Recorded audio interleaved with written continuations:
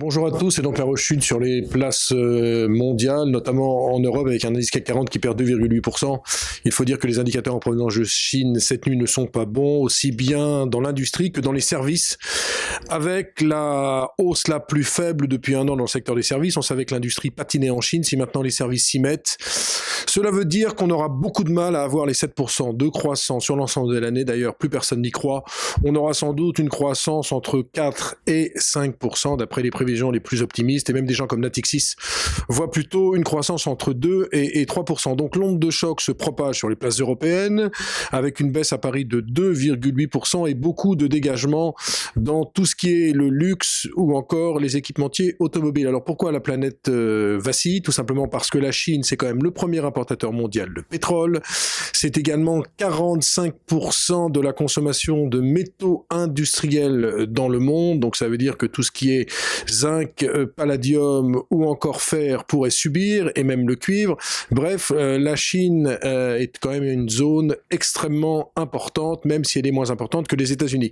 Alors il faut souligner également qu'il y a des incertitudes sur la croissance en Europe, avec des chiffres ce matin un petit peu mitigés, et que l'on continue à s'interroger sur la politique monétaire en vigueur aux États-Unis.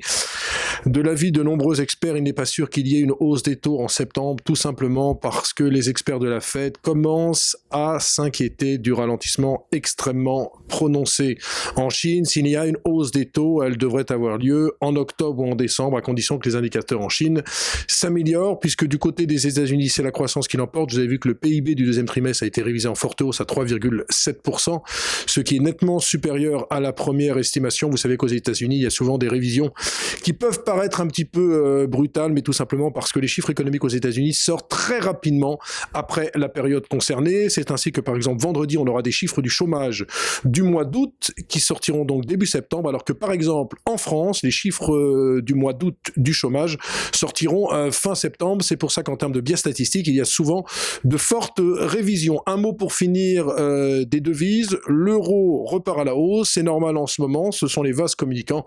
C'est-à-dire que dès que les marchés commencent à rechuter pour cause d'inquiétude chinoise, eh bien l'euro se tient bien, on gagne quasiment 1%, 1,1250, mais on était beaucoup plus haut il y a environ 10 jours, lorsque les marchés ont beaucoup plus baissé, puisqu'on était quasiment sur des niveaux d'1,1550 sur la parité. Voilà, très bonne journée à tous.